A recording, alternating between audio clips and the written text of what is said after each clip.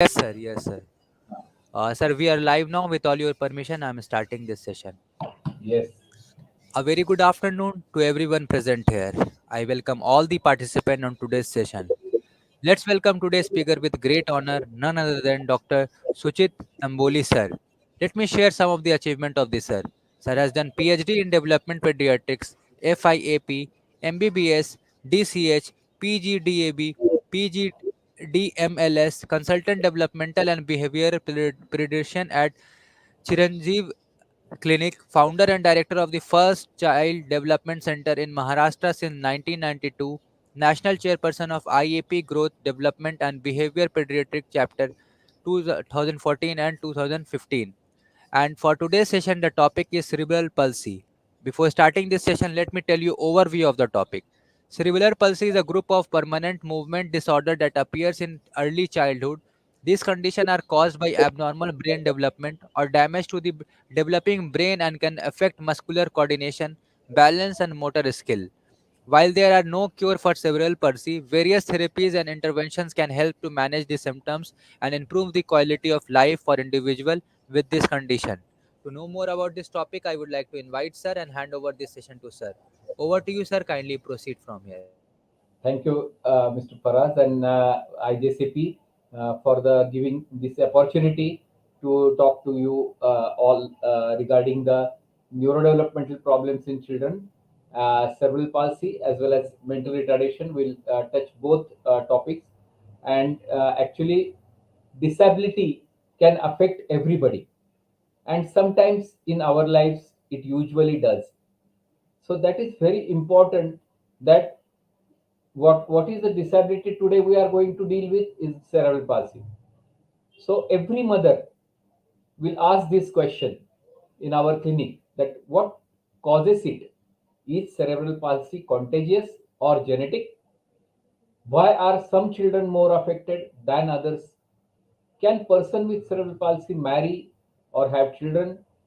What medical or surgical treatment is there, and what can be done? So will my child ever be able to walk?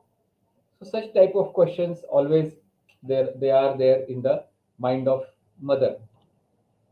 So then, first cerebral palsy was described by little WJ 140 years ago.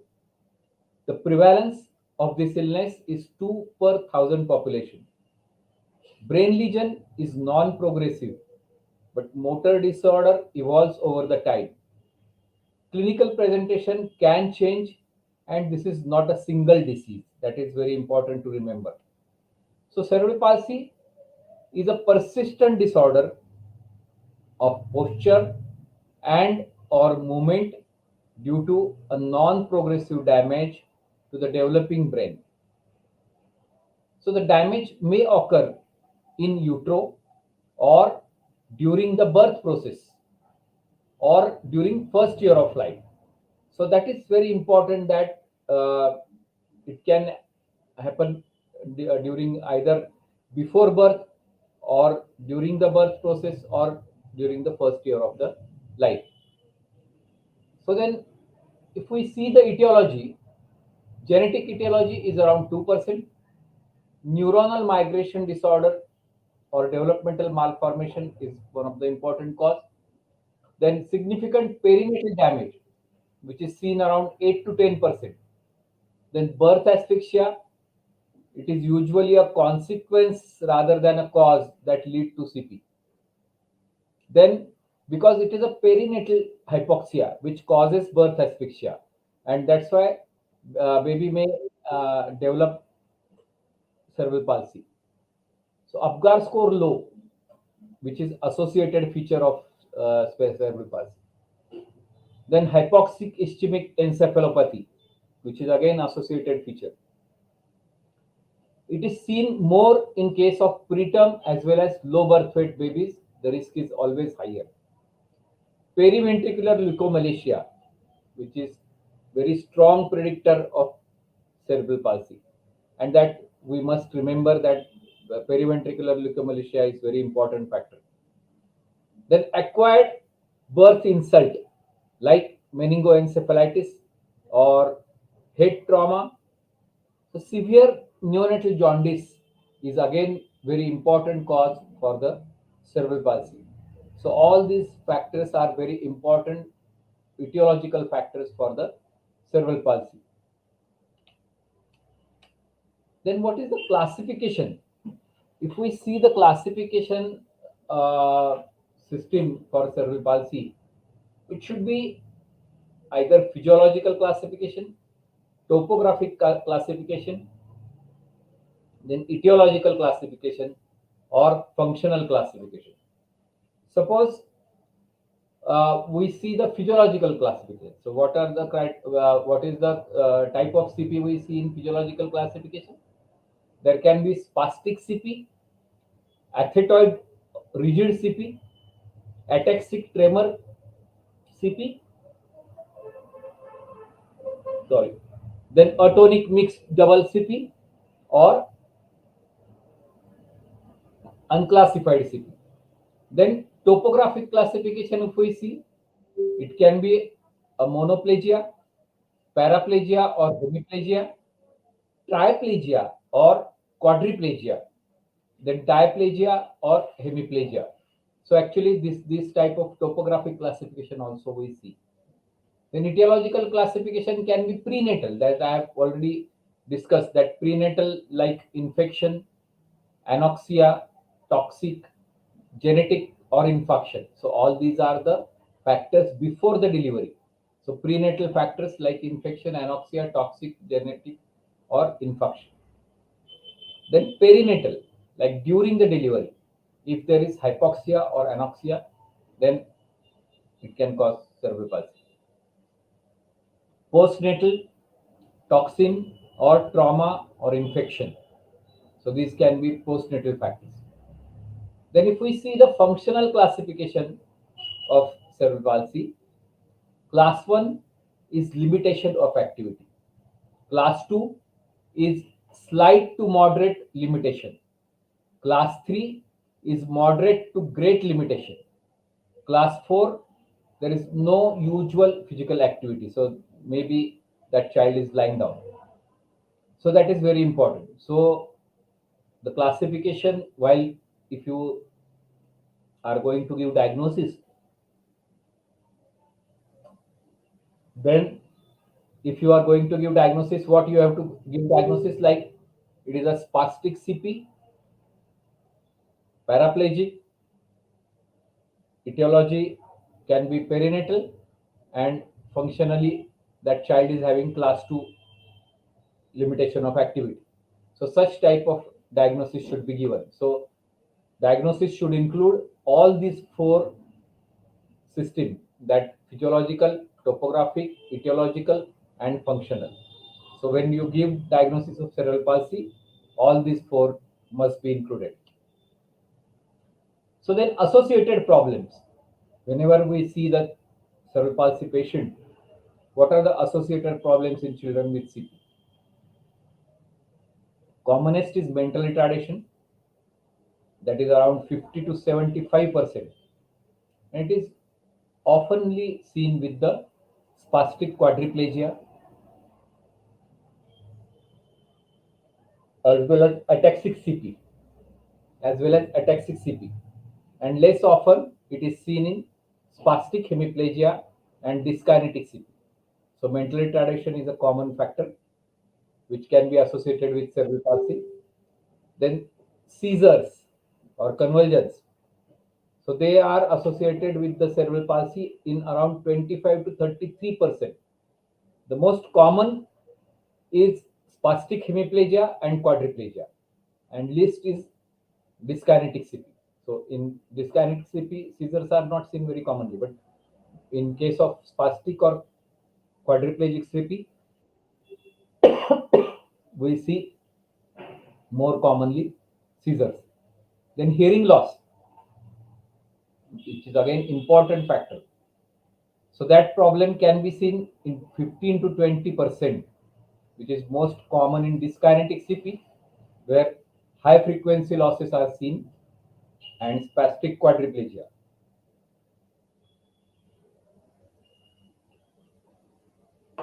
Then oculovisual problem, which are seen around 50 to 70%, again very high percentage, where refractory errors, strabismus, and decreased visual acuity are very common. Then behavioral problems are very commonly seen also with the cerebral palsy. So what are the behavioral problems we see? Is that stubbornness, aggressiveness, lack of attention, and hyperkinesis. So these are very commonly seen problems in the cerebral palsy. Then, what are the signs which are useful in early diagnosis of CP?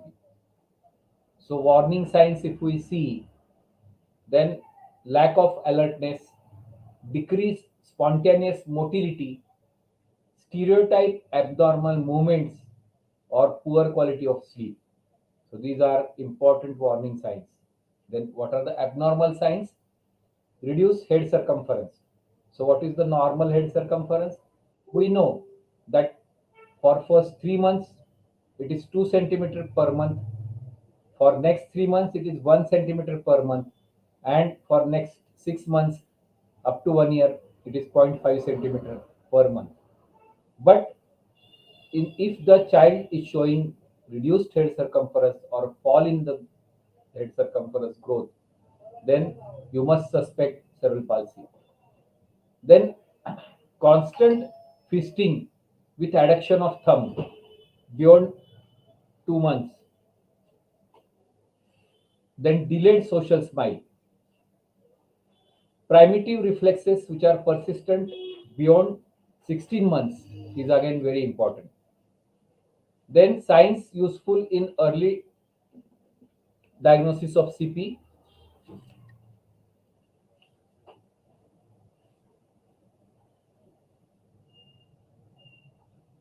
What are the signs which are uh, seen in the CP? That obligatory ATNR, delayed appearance of postural reflexes and developmental milestones. Then I think it is very important that uh, persistent tone abnormality, which is again very, very, very important. So every pediatrician must see that tone abnormalities should be actually very regularly checked in the baby, and you should not label it hurriedly, because in many cases what happens that we get tone abnormality in case of say 3 months child or 6 months child, but you can again maybe that abnormality can be reduced uh, automatically up to 1 year, so that child may overcome that abnormality. That is also important. So persistent tone abnormality, if we see, we should have learn about Hamilton method, which is again very important method for tone assessment. So all angles which are given in the Hamilton method are very important. And if we know what is hypertonia, what is hypotonia, if we go on examining more and more tone abnormalities, then we can come to know, because as taking blood pressure or pulse is important in case of neurodevelopmental assessment, assessing the tone abnormality is very important. So persistent tone abnormality is very important. So persistent asymmetry in posture, movements, and reflexes is again very important. Oculovisual problem like roving of eyes or no visual following, then nystagmus or persistent squint. So that is again very important for abnormal signs for the diagnosis of CP, or lack of auditory response. So here we have to assess for the hearing also, which is again very important. Core actually factor which is important as associated factor, like we have seen hearing loss.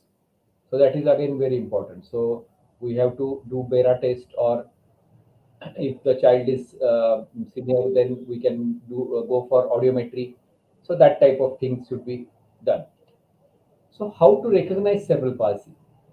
So if the child is limp or floppy when you take in this position, or if there is slow development, like most important factor which I am going to tell you is regarding the assessment.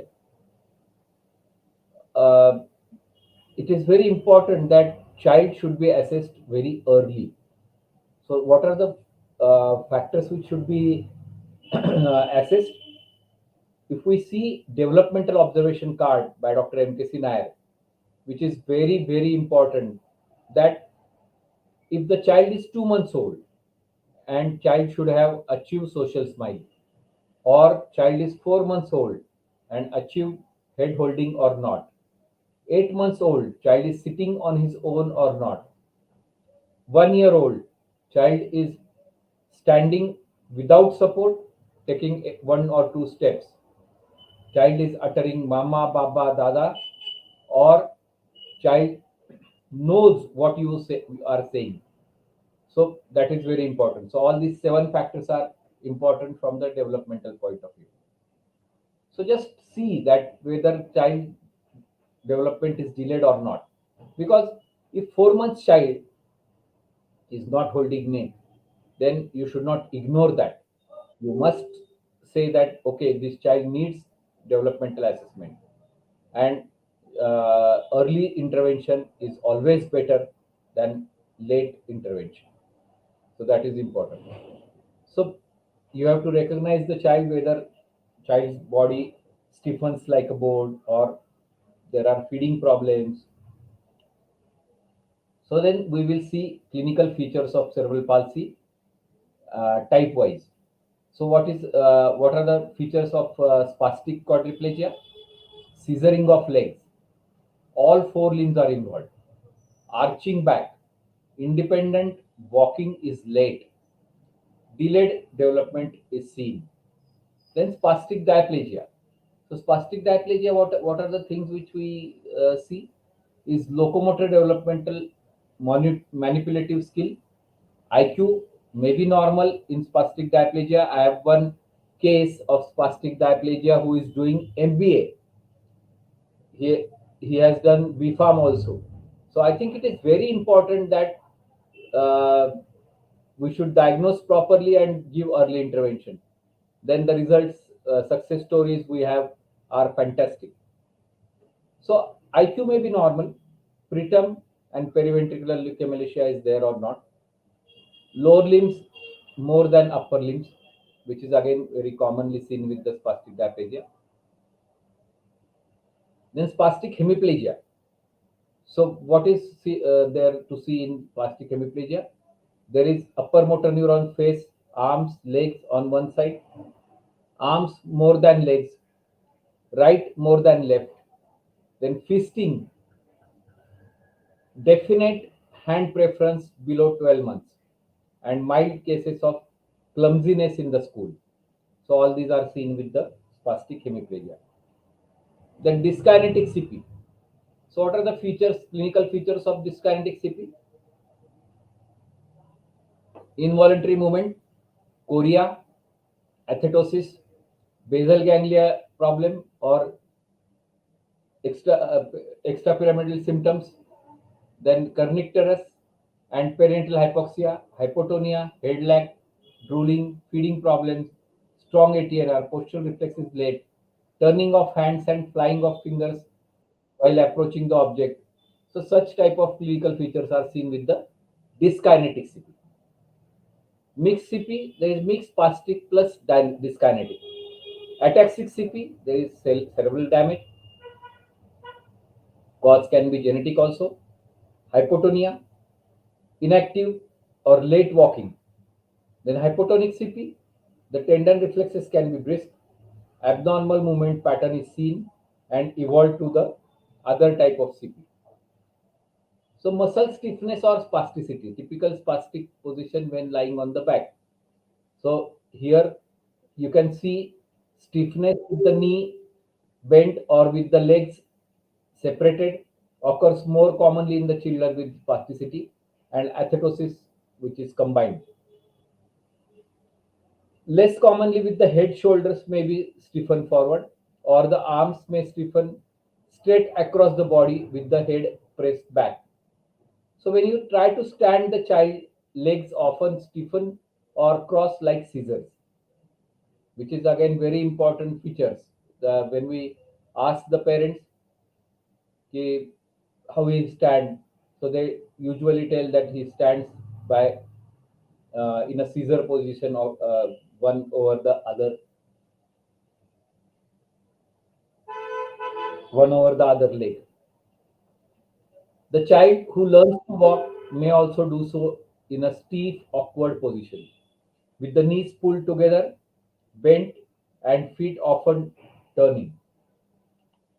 Then muscle stiffness or spasticity, which can be seen with the poor balance or arm hand movement, and child has severe athetosis, then we can see typical athetide arm or hand movement may be as regular shake as sudden spasm. So uncontrolled movements are often worse when the child is excited or tries to do something. Then poor balance or ataxia.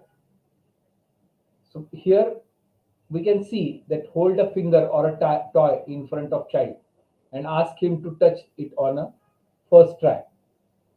So the child with ataxia cannot do that. So either it will pass point or pre point.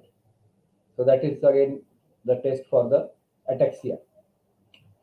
So then how to diagnose the cerebral palsy? So diagnosis of cerebral palsy, there is no diagnostic test as gold standard, but we have to do neurodevelopmental assessment. So what is the neurodevelopmental assessment? We have to assess the child by the Hamilton method for the passive tone, then active tone, reflexes, vision, hearing. So all neurodevelopmental aspects should be taken care while assessing the neurodevelopmental assessment at 3 months, 6 months, 9 months, and 12 months. Then we should know what is normal child development and what are its variations.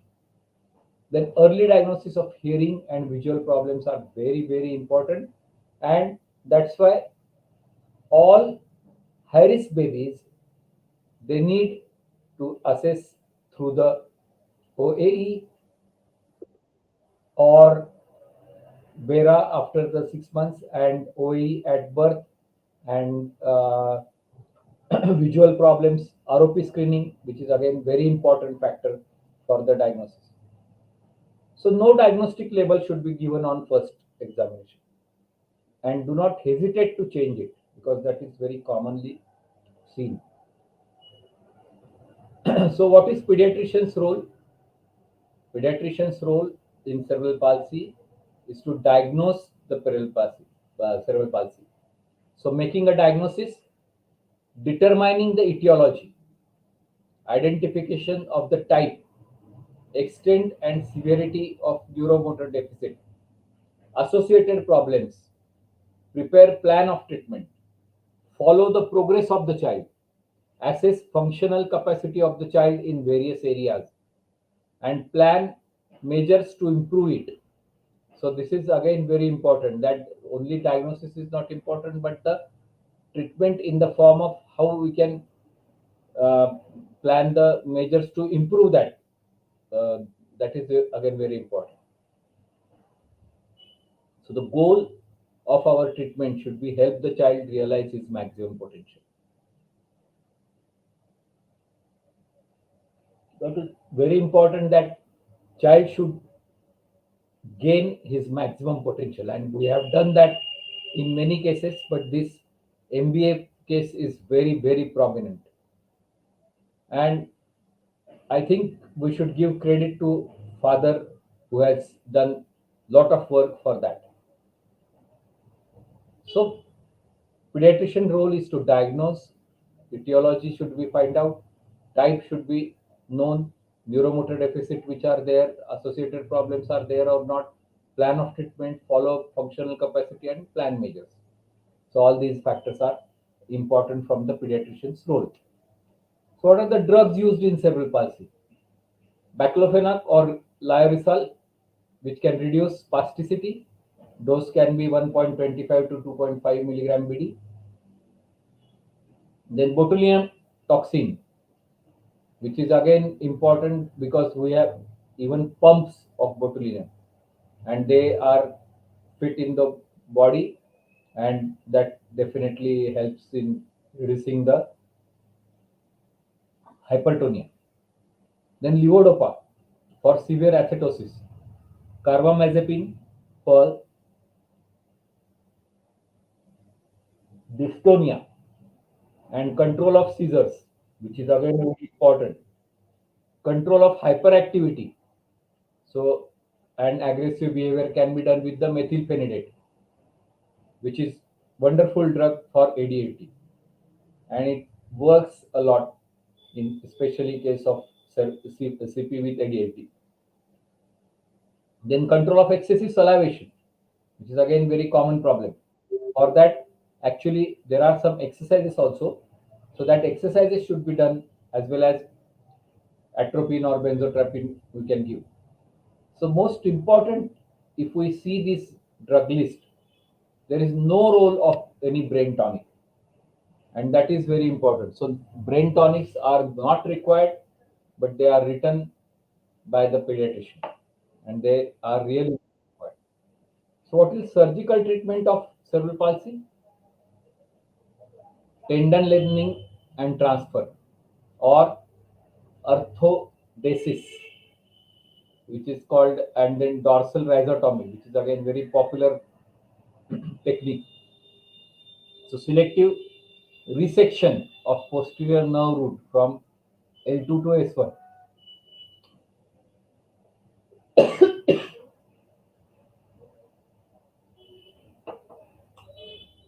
For dorsal rhizotomy, selective resection of posterior nerve roots from L2 to S1 is done.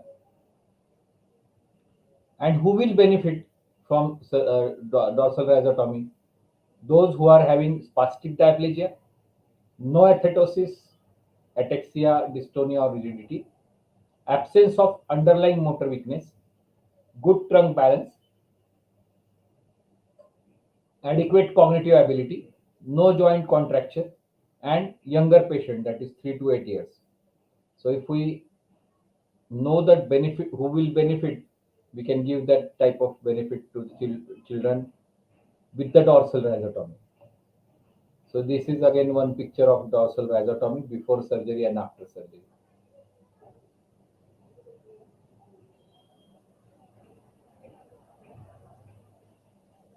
So in the second picture after surgery, we see that surgically reduced input from the sensory fibers. And again, it is a very useful method, dorsal rhizotomy. Then physiotherapy. What is the aim of physiotherapy in cerebral palsy? Reducing abnormal pattern of movement and posture, as well as promoting normal ones to gain maximum functional independence. So this is again very important, that physiotherapy means we have to reduce the abnormal pattern of movement, we have to reduce the posture promoting problems, and gain maximum functional independence. There are a few techniques of physiotherapy, like Bobak technique, which is a popular technique for the cerebral palsy. Here, what is done is that guiding the child through the normal sequence of the motor development. So, inhibition of primitive and abnormal reflexes, reinforcement of normal postural reflexes,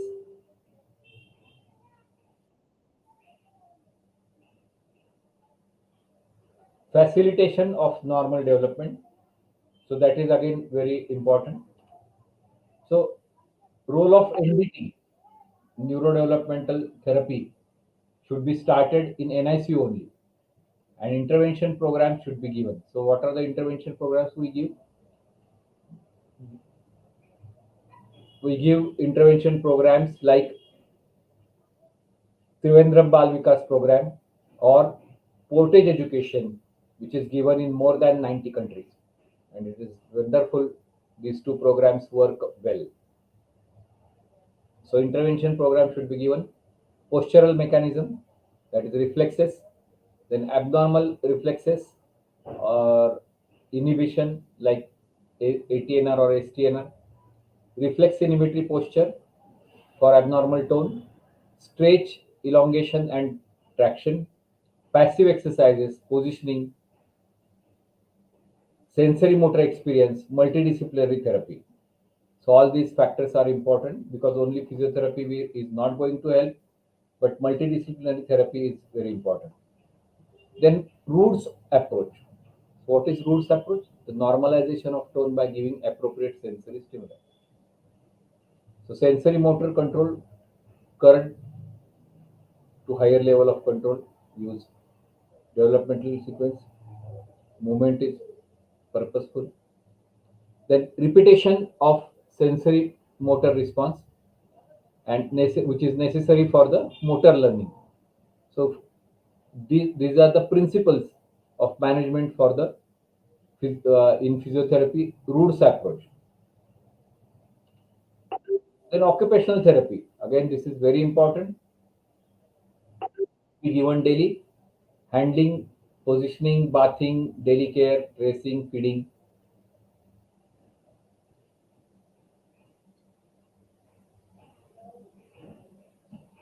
So when there is a home-based management program is given, which is again very important. I have told about home-based management program that is like Trivandrum Bal Vikas program or Portage Education.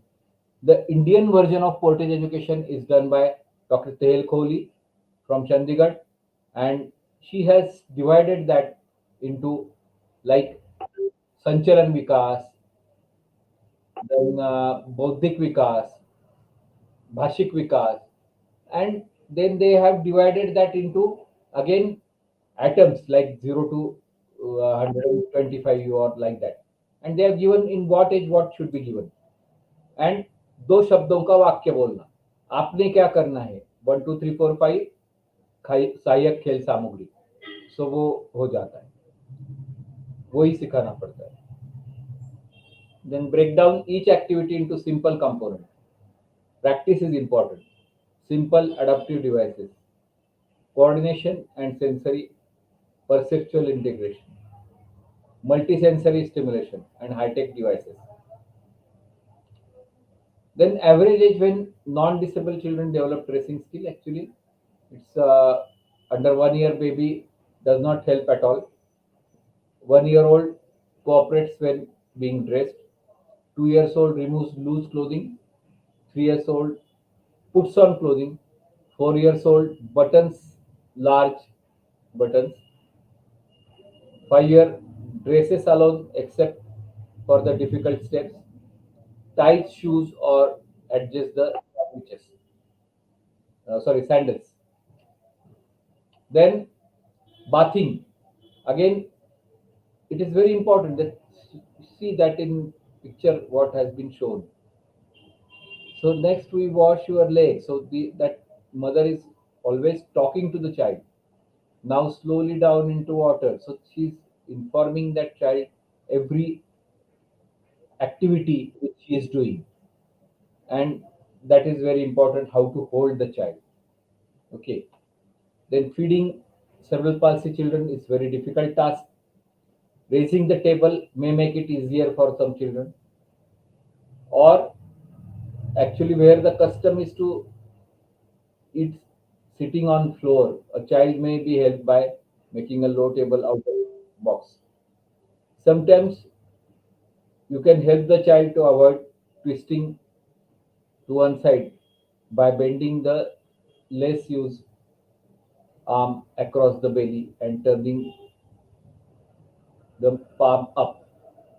So that is again very important method which can be shown in the feeding in cerebral palsy.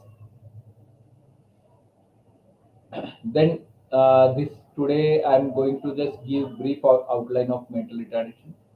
It refers to substantial limitation because it is very common association with the cerebral palsy. Mental retardation is around 75% children. So we should know at least basic of mental retardation. So it refers to substantial limitation in the present functioning.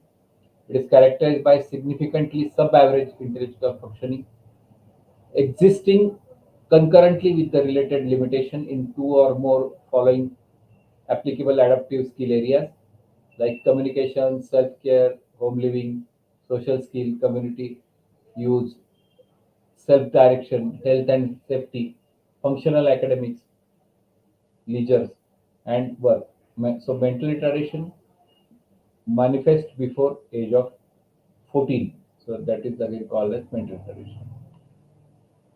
Then causes can be hereditary, early alteration of embryonic development, other pregnancy causes, or perinatal morbidity, acquired childhood disease, environmental problem, and unknown causes. Then diagnostic criteria, IQ testing should be done. If it is less than 50, so 50 to 70 is mild mental retardation. Then a concurrent deficit or impairment in present adaptive functioning, that is, person's effectiveness in meeting standard expected for his or her age by his or her cultural group. So, in that, at least two of the following areas like communication, self care, home living, social interpersonal skill, use of community resources, self direction, function, academic skills, leisure time activities, then health skill, and safety. So onset should be before 14 years of age. So then what is the grading? I have told you that less than 20 is profound MR, which requires total supervision, minimal self-care. Language development is minimal. 20 to 50, severe mental retardation. Here, simple conversational skill is possible and they need supervision throughout life. Then moderate mental retardation, 36 to 51. Here they can give maximal self-care. Academic skill is very less, up to 20, second standard. Functional semi-independently in supervised and shelter workshop setting. So that is again very important. So 52 to 67 is mild mental retardation. 68 to 83 is borderline. 84 to 110 is average. Then superior is 110 to 20. Intelligent is 120 to 140, and more than 140 is genius. So then, while managing the mental retardation, patient education is important, individual counseling is important, and group discussion is important. And proper guidance should be given, which is again important because many times what happens that we see usually a loose comment by many pediatricians like umar badega to buddhi badega. You will definitely get hopes when automatically this brain development is not going to happen.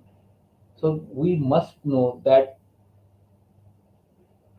if the IQ of 35 child is there, so how can that child will go to 90 or 110? So it is not possible. So ये sentence बहुत खतरनाक है. जैसे उम्र बढ़ेगी वैसे तो तुम्हारा दिमाग बढ़ेगा, बिकॉज ऐसे होता नहीं है. And then parents they were very unhappy. So parent as a therapist is very important, which I have done in my thesis also, that mother as a therapist of the child. Then IQ or DQ testing, detailed examination of child and family, individual counseling and guidance, intensive and proper education, group discussion and follow. So these are the important factors. So the child's abilities are more important than his or her disability.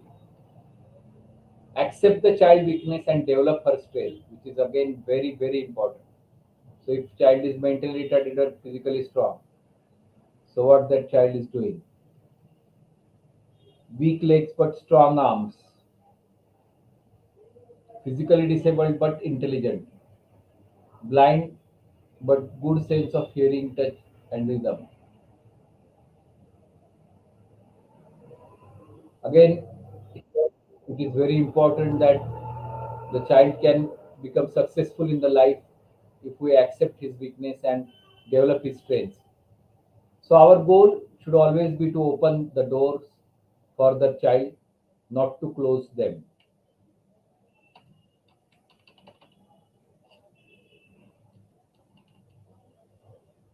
I think I have finished my topic, and thank you very much for the patient listening.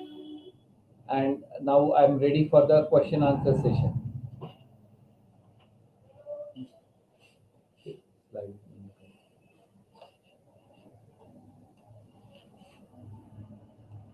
So you can ask the questions.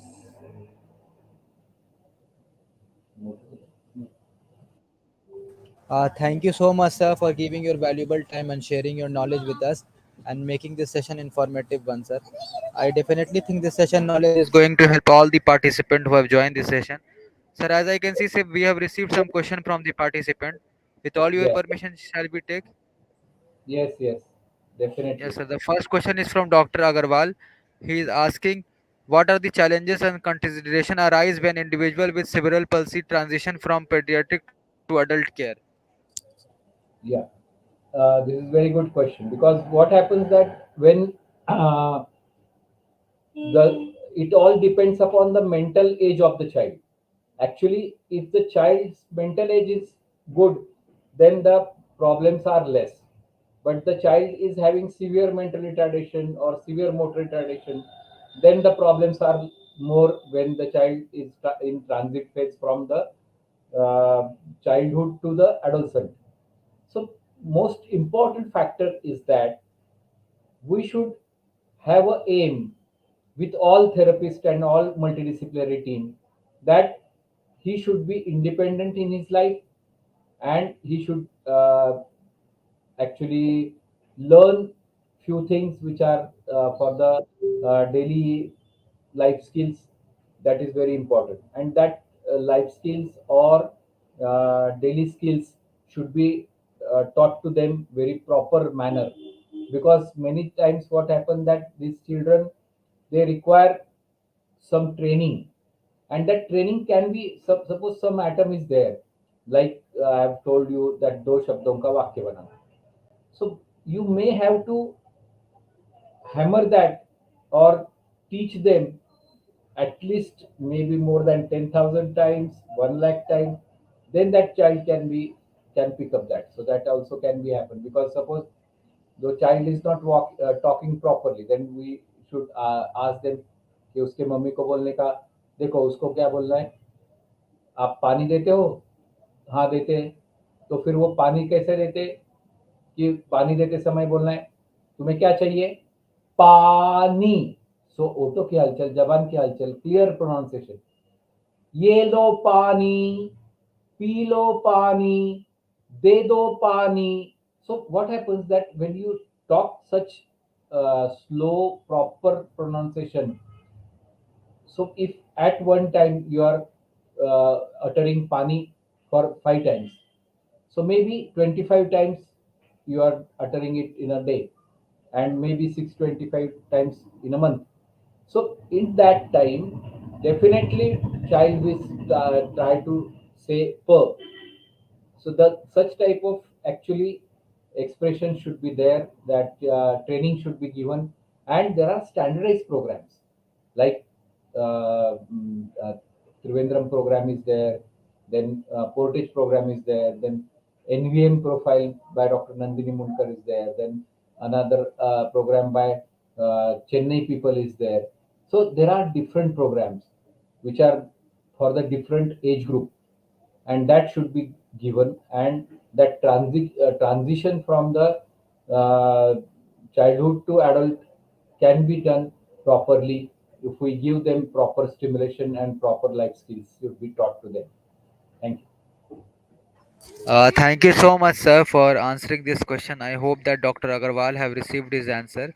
Moving forward, I can see another question from Dr. Snehali, and she is asking, what are the current area of research and innovation in the field of cerebral palsy, that is CP?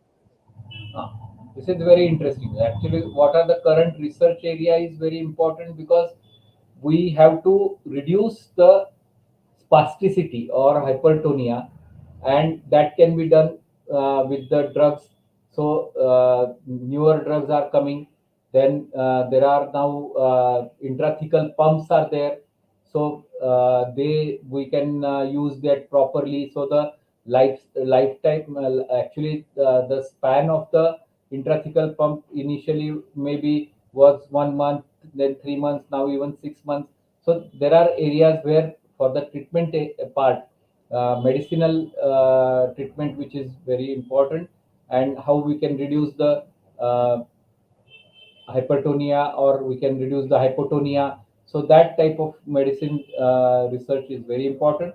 Then the most important is that any disease or any disability should be removed if we know the proper causes and if we try to avoid that causes. So reducing the low birth weight or reducing the prematurity rate, or because if the mother, suppose at pregnancy, before pre-pregnancy is 50 kg, and she gains around 9 to 11 kg in a 9 months period, and then she will have 3 kg baby. But what happens that in our setup, IUGR babies are more because mother is not eating properly, mother's care is not taken properly. So that is again very important factor. So what I feel is that we should do the research for the grassroots level, and it should be done in a proper manner to eradicate the disease, which is important. And I think most important is that, like I have told about developmental observation card. So if we start our treatment, because I have done my PhD for follow-up of iris newborn, and where we have 500 children, where we started our for this high risk babies treatment, considering mother as a therapist at NICU level only. And when we started at NICU level, we follow them every monthly. We did their 3 monthly DQ, and at 1 year we found that the abnormality can be reduced by 40%, which is very important. And my paper has been published in an international index journal also. So I think it is very important that it should be three types: the primary prevention, secondary prevention, and tertiary prevention. And the research should be planned accordingly. Thank you. Thank you so much, sir, for answering all the questions related to this topic. As I can see, sir, there is no more question from the participant end. As there is no more questions, sir, with all your permission, shall we conclude this session for today? Yes, definitely. I'm very grateful to you for this session. And if there are any other questions, also we can take in future also. No problem. Okay, thank you so much, sir, and hope to see you again in future also with different topics, sir. Till then, take care of yourself. Thank you very much. Thank you.